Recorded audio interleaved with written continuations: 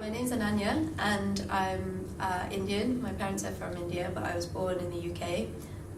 We're originally of Tamil origin, but my family are kind of from all over India. My name is Tanya Arakul and I was born in Kerala, India, which is India here. So if this is India, then I come from here, which is South India, and it's by the coast. My name is Norliana binti Norazman and I'm from Malaysia and I am Malaysian. My name is Marta. I'm first year student of International Relations and I'm from Poland. My name is Aparna and I'm 20 years old. I'm from India originally, but my family moved to Ireland when I was 12. So I've been living here for 11 years now. I'm from Japan and I'm an exchange student to the University of Leeds, and my home university is Osaka. Hello, I'm Mogyeon Kim. I'm from South Korea and I studied politics in South Korea and human rights in Costa Rica. My parents came to the UK in the 90s because my dad got transferred here for work. Sort of every kind of couple of years we'd go back and see our family. Growing up it was kind of like sort of traversing those two cultures. Like I felt British, but also I was always aware of that Indian kind of background, and I was always like very aware that that's something that kind of made me different. I don't think I will ever become Irish because there's always this Indian part of me, and my family, they're very traditional. I just found that I couldn't relate. Like I was either trying to be really Western, so like all my friends, like they would just go out and hang out. Like they didn't have to tell their parents they were going out, whereas me, I had to beg my parents, like please, please, please let me go out for sleepovers. It always put a restriction on me for what I can do, and I would always call my mum and say, "Mum, I'm going to the party. Is it okay for me to go?" I know that the society will judge. My parents say if I went out drinking and somebody saw me, they'll call my dad and say, "I saw your daughter outside drinking. She's very short, revealing clothes." And I think the Indian society in particular, they're very critical about what your daughter do. I know one of my friends, they never let her cut her hair. She has to keep her long hair. Also when I came to the age of like kind of having sex and like boyfriends and all that kind of stuff, that was really hard because I met someone and I didn't know how to tell my parents, so I did the whole classic Indian thing where I lied to my parents. I had led a double life, so I still to this day I won't be able to, my mom told me I can't bring a boy over unless I'm willing to marry him. My dad in particular, he's very strict Indian. I texted my mum as a joke saying, "I'm gonna get a tattoo," and my dad called me saying, "You can't get a tattoo, it's not part of our religion, it's not of our culture." I know what Indian culture is, but I wouldn't be able to express myself with that. My culture doesn't say anything about it. My granny, she's 60 now, she got a tattoo. She traded rice from her and her cousin, they traded rice to get tattoos.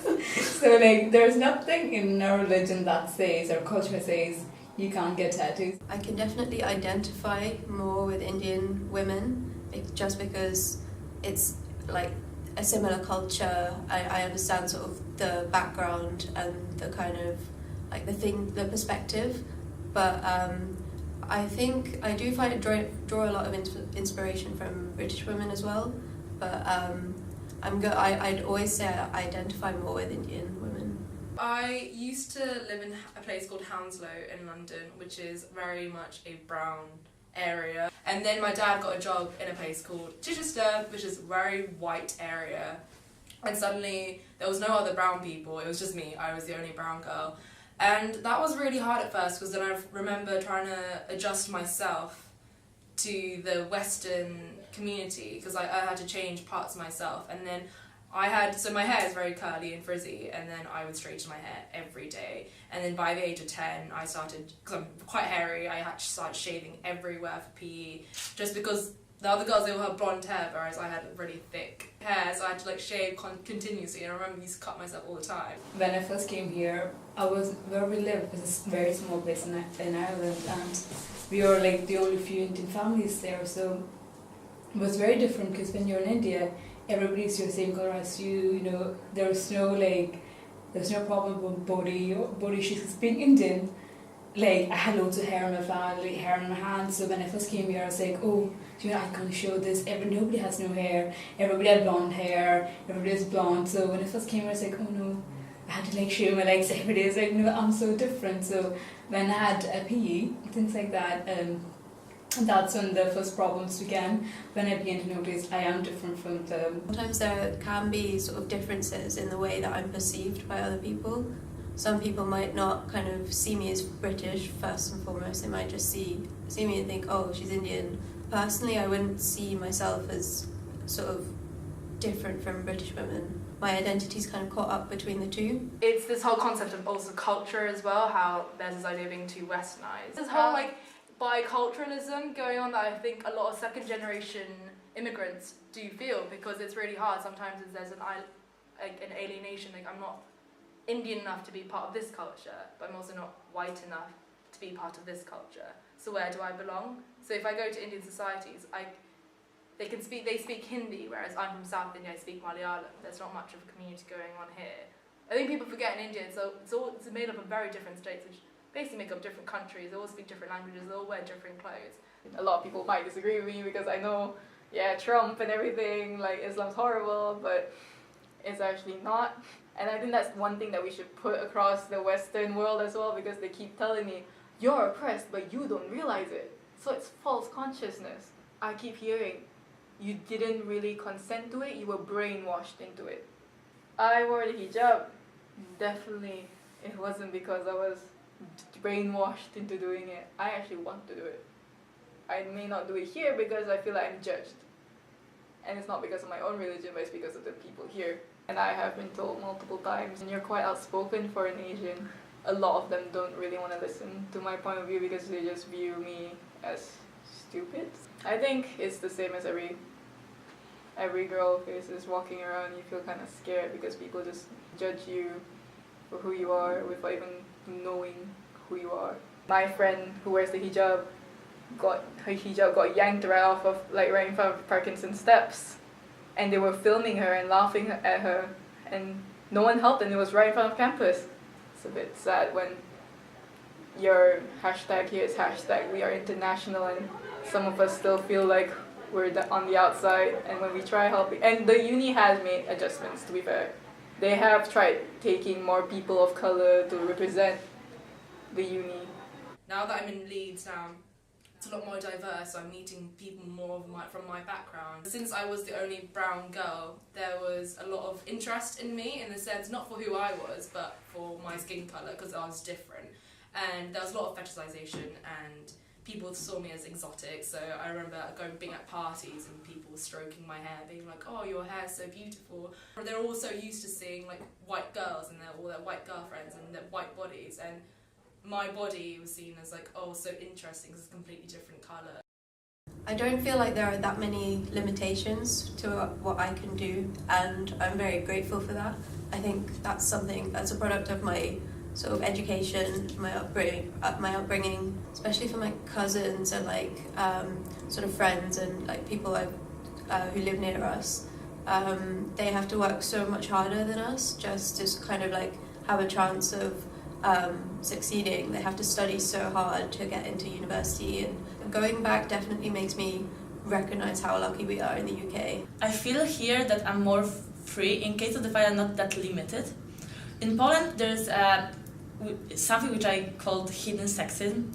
So generally women are equal, like in theory. We are equal, we have the same access to education, work, everything. In practice, it's not like that. We are always limited. I was many times refused from being on many, being a representative or something, just because I was woman. It's really connected with religion, but also with traditional way of thinking that women should stay at home and we should take care of our household. As in Poland, family and our traditional backgrounds are really, really important. Even if we are trying to be more and more modern every day, there is still this traditional background which quarrel. So if I'm here, I feel more free. In that case, that tradition is not limited me. UK's people more open, than Japanese. And Japanese doing not open than UK, British people or American people. And I think the UK people is more better because UK British people is open, so they don't hide, I think. if British people want to be cruel to the girls or to do some sexual thing to girls, maybe they go to pub or club night or something. I feel more okay to get in touch with how I really want to dress and look, because in Malaysia I wore the hijab. People around me, they just say you shouldn't dress so masculine when you're wearing the hijab because you should set to certain rules. But coming here I feel a bit more free because I feel like people are a bit more accepting to that. I have more possibilities. It's not even connected with UK, it's like going abroad. If I was able to come abroad and study abroad, it means that I can more in my life. I can achieve more in my life. So my strong dream, like my personal dream, is to make something which will make a strong impact in women and to showing women that we can empower. So basically now, when I'm here, I feel that I can do it. When I was back in Poland, I didn't believe that's actually possible. Here I know it is, so that's why I'm so happy that I came here. So in my family, out of all the cousins, I'm considered the fair one. Oh, okay. So then Yeah. in my grandma, it's really important for her, and whereas my cousin's like the darker one. I never really understood the idea of colorism up until I went on a girls' holiday with my friends when I was 16. And I went back home and my grandma had a massive go at my mum saying, "Oh my god, what have you done?" Like, my grandma, I remember she bought me all these Fair and Lovely, I don't know if you've heard of it, yeah, Fair and Lovely wears like these bleaching creams, and I literally just lathered it on. And then I remember I suddenly became so aware of it because I kind of like dark is ugly for some reason. Stuff like that shows how culture has completely infiltrated my mindset. I think it's ridiculous that we still look at fair as a height of the ideal. It's like going back to the Eurocentric view, like white people are prettier. Things that I'm uncomfortable about with my culture is slut shaming. You shouldn't judge a person based on how they look, because at the end of the day, you may call someone just because they just wear less clothing, you can just call them like, oh, they're just sluts, or they don't have self-respect. But self-respect is not about how you look or dress, it's about how you view yourself at the end of the day. As Poland is a European country, I think nobody's expecting that we have any problems connected with women's struggles for our own issues, but we have. So 2 years ago, our new amazing right-wing government was elected, and after that, actually, all of the things changes. You must be aware that Poland is a Catholic country. It was always a Catholic country, but before that, it was not that big issue. Now, Catholic Church is one of the biggest power in the country. Because of that, we are struggling for our own rights right now. So generally in Poland and Ireland, I think, were the only countries in Europe till now where abortion was limited. You were able to make abortion only in 3 cases. So first case was when your life was in danger, if the child was ill, or you were raped. Where our new government was elected, they decided to stop any abortion rights in my country. So we start on the streets. There were many protests which were called the Black Mondays. So every Monday, every month, there was women and men on the streets wearing black clothes and protesting against limited rights of women. So generally in Poland now, even now, our government is not reacted for any types of protests which we are making. The project of abortion, which was created by the feminist organization in my country, is refused. So now protests are even bigger. Women are still protested, but nobody is listening to them. So generally, in Europe, nobody is aware of this problem, because Poland now is in every single media in Europe and the world because of our problems with European Union. But nobody thinks about the fact that we have bigger internal problems rather than problems abroad, outside of my country. So that's why I decided to come here and tell you this, because I really want to show that the problem of women is not only in African, Asian or Southern American countries as many people think. It's also just around the corner in Europe. Roman Catholic is just quite a orthodox form of Christianity, and in terms of abortion and gay marriage and whole extramarital sex as well, it's all concepts that I don't necessarily agree with. So obviously the whole concept of abortion, I am a feminist and I am completely pro-choice, and it has made problems in the past. So when I was 16, when I went to the confirmation camp, because in my church they give out anti-abortion like leaflets on the outside, and I did ask the priest saying, why are you doing this? I think it's a really stupid idea. I don't have the conflict anymore because I don't associate with being Catholic anymore, so for me I can still be a feminist. I think that religion shouldn't limit us. It's like we have some principles, and I agree with this. If you are a believer, you follow your religion, but at the same time we shouldn't like focus all of our life on religion and their principles and make all of our statements life like connected to religion, because it's pointless. So I strongly like disagree with what's actually now like that. For example, politics is like now connected with religion in my country so much. It shouldn't be. It's like two different things. So that's why I'm religious, but I can't agree with the fact that religion is now connected in my country with almost everything. The people who teach us religion, they don't really follow what you're supposed to, because most of them are men and they're the ones who teach us from young, oh, you have to do this, oh, you have to do that, if not you get sin. And I'm like, well, I read the Quran as well and it doesn't say that, so you're trying to twist it to benefit you, but there are certain responsibilities that you have that you don't want to use for us, like the usual term, you're a woman, go make me a sandwich in the kitchen. But in Islam, it's the responsibility of the men as well to handle the household. Like, they keep twisting, you're not a good Muslim if you don't wear the hijab. And unfortunately, a lot of people believe that. And I don't think so, because I have met so many people who wear the hijab who don't even pray.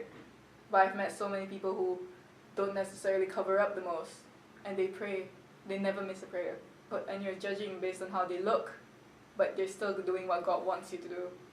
Yes, fine, you may say what you want, but I never liked the fact that men always treated women like they're less. There was this case in Malaysia where this man cheated on his wife. She caught him cheating. She went, he's done this so many times, and she went to this mall and saw him with another girl on his arm, and she slapped him. And everyone was like, oh my God, you're a disobedient wife. Where she had a kid in her arms, she came back all the way because she found out that he left the kid at the playground. And people are defending him. Heaven's below your husband's feet. You should still obey him. But in Islam, you still need to respect women. In fact, that's what our prophet preaches all the time. So why is it so hard for you, and you claim, but we're not a prophet, so I can't be held to those standards, but you still expect the same standards from me?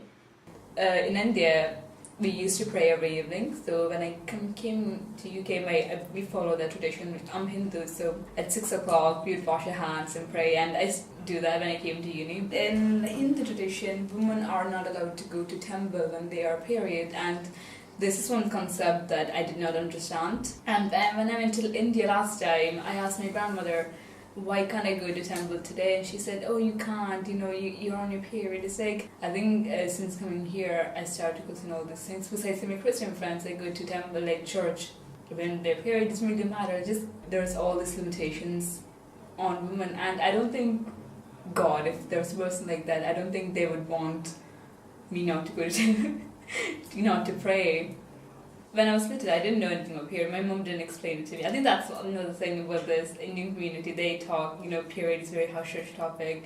Men don't know about it, They need to be more educated on things like that, definitely. It's only now that in my family, we only start talking about stuff like that. And my brother, we had this fun incident. My brother said, what's the difference between menopause and period? Your mom's being really she's been really angry, I think she's going to period. I say, no, that's not period, that's menopause. And just things like that, because when you don't talk about it, you don't know about it, you don't know what the thing is. Things were very different for girls, especially when my mum was growing up. There were a lot more limitations on what girls can and can't do, and sort of how it varies. There's a lot of focus on how they're perceived by other people, not just your family, but the whole community, like what other people think and what they'll say. So I think if I were to grow up in India, I feel like I'd have had to be a lot more sort of conscious of how I behaved. But I feel like my parents are not that strict. So they were when I was younger, but they like being here for so long, they kind of learn how to integrate with kind of British culture, and like I think the kind of values in British culture they picked up. I can't speak my parents' language. I used to be able to speak it when I was little, but growing up here, my parents decided like it would be easier for them to speak to me in English, so I lost that language. I can't like communicate with my family in my mother tongue. There's something that I definitely want to regain, because it's sort of it's kind of like an integral part of my culture. One woman that's inspired me is Malala Yousafzai. She first was shot by the Taliban. She was 15 and shot for going to school, and I remember hearing about that in school. This is what girls go through for their education. Like, you should really recognize what you have and recognize the power that it has. And I really admire Malala's commitment to inspiring women across the world and campaigning for education across the world. I think a lot of the time in the Western world we can forget about just how lucky we are. When I was in year 9, I was really bored in my school library, and I picked up this book called Shame by Jasminda Sanghera, and actually the charity is called Common Avan. It's based in Leeds. It's called Honour Killings, and it's where a woman or a man is killed or hurt, inflicted by their family members because due to a rejection of their culture there. My mum and my biological father aren't together because they came from an arranged marriage which failed. She was a doctor in her family, and it was the first time a female was a doctor in the family, so a lot of the time it was the men that held the businesses and they dominated the culture there back at home. And then when it came to the age of marriage in India, by the time for suitors to come up, there wasn't any, because every man wanted to have a housewife. So then came my biological father, but because it was all rushed, the decision wasn't thought through clearly by my grandparents. And then on the wedding day, it turned out it was a complete mismatch. My biological dad wasn't particularly a very nice person. So then how he wanted it to be is that my mum lived in India whilst he came to England, and he lived his own life there and then had a separate marriage. But then due to the notion of shame and honour, they said they'll still keep the marriage going. You know how in India, like, marriage, for a little girl there, it's like marriage is the end goal of everything. It's like marriage will solve all your problems. You have a big white sari, you have all this family around, have Indian food. It's like this big thing, but in reality it's really not, because a lot of the time the women are sleeping with people they don't know, and you know, you have this duty of being a wife, housewife, cooking, cleaning. The whole concept of the woman's identity is completely eradicated. So my mum wanted to try this because this is what she's been ingrained in. And then she came pregnant with me.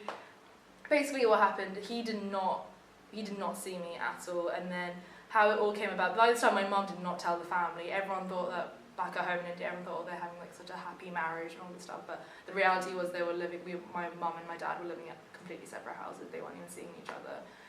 The whole issue that I want to say here is that the whole patriarchal nature of Indian culture, because my mum is an educated woman. She comes from a good family, and yet she is still subjected to this abuse. And only now that my mum is 40 is she reclaiming her identity and finding what she loves. Like, now she loves baking, all this. She is going back to the things she loves. But I find it so tragic that how in Indian culture that can only be found now. Especially in the wake of the Me Too scandal, all the kind of Time's Up, the sexual assault cases that have been in the news, I think, is a fundamental issue for women's rights. It threatens all women, and men even as well. It really is an endemic issue across the world, and the way that we think about rape and sexual assault just needs to be completely transformed. We have a big problem, university days, because we have a school student society of kind of sports society or a modernization society or something like that. But almost all society has a problem about girls or women's problem. Some girls who belong to some societies, she's harassed by even she suffered from the sexual harassment. Maybe she cannot speak as talk about it to others.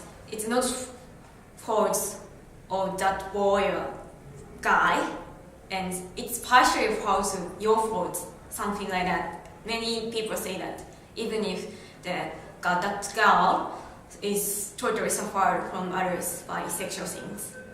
Mine is not so serious compared to other girls because mine is like I belong to the school student community society, and I joined into the trip to the New York City, and we have 9 people and 3 girls and 6 boys I remembered, and 1 boy and 1 me is so actually gets along with as a friends, but yeah, he touched me and he started to be more close to me. 2 or 3 girls have suffered from the same things by the one same guy, and one of the female friends, actually didn't say anything to others, but the 2 second female friends of mine who suffered from the sexual things, it was talking about the sexual harassment to others. Then the others noticed that it's so serious, and the other members of the society punished them, and they are excluded. But these kind of the things like this, sexual harassment like these things, is usual in Japan actually, and even if it is other society, student community society, maybe this kind of sexual harassment is often occurred. It is partially your fault, and it's not fault of that guy. So I think it's a problem, and that it is so difficult to solve it because every Japanese older than me thinks it's normal thing in Japan, and it cannot be solved. The story I'd like to share this time is not my own experience, since it is about war crime committed some decades ago. And this story can be started by introducing the world's longest protest. Basically, the old and young protesters gathered in front of Japanese embassy in Seoul to demand the sincere apology and the legal responsibility for military sexual slavery by Imperial Japan. And the reason why I'd like to share this story is, as I know it is not well known here in Europe.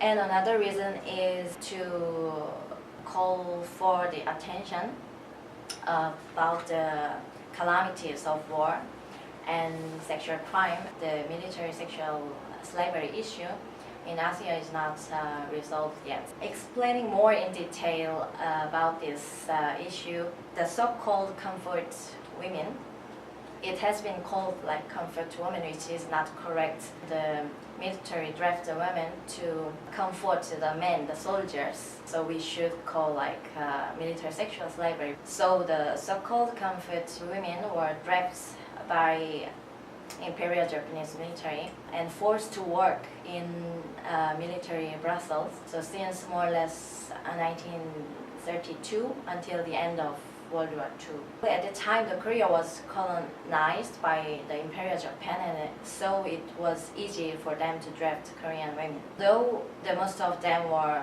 Korean women, there were also the women from China and Indonesia and the Philippines and Taiwan and so on, and even Japanese women as well. At the time, the victims were teenagers. The victims are now in their late 80s. The elder people just keep protesting because they still haven't got their justice. Almost all the victims were massacred at the time by the military. Very few of them who survived. It's obviously definitely a human rights issue, but in Asian society it is easily not considered like that because of continuous denial based on political power and complicity of diplomatic relationship, plus lack of gender sensitivity. The station where the women were confined at the time was systematically organized by the military authority. But this fact is also really easily concealed, accusing individuals who might commit here and there that crime. So finally, nobody has a responsibility. And many politicians and authorities often said that there is lack of evidence, but even putting aside some documents found, the current Japanese Prime Minister and the former Korean president, they reached an agreement to give a compensation, but the problem is the current Korean president just reversed it. Why is the sincere apology and the acceptance and remembrance of the sexual war crime is so difficult for some people and authorities? And there are so many reasons, like sensitive diplomatic relationship and political consideration, like even including the possibility of militarism revivals. Their perception of that sexual crime is not that serious. It means the people cannot see the sexual slavery as a crime against humanity. For example, some politicians even said that other countries also committed the same during the wartime because it's the wartime. So, and actually, Korean military also committed a brutal crime in Vietnam, and U.S. military, as all we know, U.S. military also committed the crime of various crime in Afghanistan and here and there. It's even a notorious justification, like having such unit like sexual slavery unit is even necessary to prevent the men, the soldiers, from misbehaving. It is really serious perception. I believe it could influence the whole society in the matter of gender society. And that's why thus in both Korean and Japanese society, as you see, the sexual crime and harassment has been still a lot committed in every daily basis and in every field of society. But the worst thing is, after it is revealed, the harassment and crime are really easily, naturally covered and ignored, and even by some politicians. Unfortunately, the military sexual slavery is also still exists. We should at least be aware and share the story for the story to not be forgotten, because being forgotten is the worst things for the victims and for our society, I believe. So I'd like to finish my story here, hoping that one day this all sexual crime, especially the sexual war crime, will never be wavered and swayed by political games and undermined by wrong perception. Women have been very proactive in coming together. There's so many in society, especially for women. In Leeds, there's such a great community of women who want to lift each other up and inspire each other and sort of help each other. You have sort of the political side, like campaigning, and there's like writing with the magazines and journalism, and then there's like arts as well. It's really important to have these spaces where women can kind of interact and like share ideas, and I think Leeds especially does a really good job of encouraging that. Actually, here I was surprised because there are many women, and yeah, in this international society also, and in the other sports community also, the number of the female girls is much more than Japanese society. So I feel a bit more better, and I feel more easier to be involved in some kind of societies now. I'm a part of Leeds Women Leadership Society, and I'm preparing the Empower conference, which will be this Friday. So I feel that women here on campus are united. I didn't meet the case where women will be against each other or will be divided. I strongly feel that women here work each other, and it's actually my case that I see that women really want to help and to promote our empowerment. Obviously different groups have their own issues and need sort of safe spaces to talk about them, but I feel like at the moment it's probably quite disjointed, there's not a lot of collaboration between the groups. I think that's probably what's needed. Collaboration between things like all the different feminist societies and women's societies. Bringing those together would be really cool. There's the concept of white privilege that people forget, because it's not just about gender. With that, there's a layer of race. There's the issue of gender. We are both discriminated in terms of gender, but there's also race as well. So I think if you look at the situation with like the refugee issue, so there's a lot of Syrian refugees that need our help. People think it's 2018, racism's ended, but there's a lot of institutional racism and systematic racism that is happening. Discussion brings progress. If you're just gonna push it under the rug and say, no, we're doing fine, it's not gonna change anything. I think when the union wants us to have international food fests and stuff, then maybe try accommodating to what these people want to bring to the table. Like certain meals, I know because I work for my society, I cook for my society. We're not allowed to cook our own rice. And in Malaysia, we have a certain way of cooking rice. My friends used to think it's so racist because other things seem to be okay. But like, we can't serve the things that we're so used to, and when we want to share our culture and this is our way, we get blocked. Ironically, yesterday we had our Give It a Go, and thankfully more international students came. We were quite shocked because that never actually happens, and this year we have a local in our committee. Even they admit it's quite hard to pull locals to come, but thankfully this year it's been better. And we're trying to push it harder so that we can share our culture, because we actually do enjoy the culture here. We just want you guys to enjoy our culture as well. Obviously, we need allies. We need people to help one another. It's the same with LGBT. It's the same with people of color. You always need someone. Yes, we can raise awareness within us, but we also need help as well. We need allies, but we need allies to at first discuss and understand we are all human. We're not just different aspects of human. Yes, progress is possible by one individual, but we should all stand up together as a community and push through. It's really important that here in Leeds there is a space created for women of colour and ethnic minorities.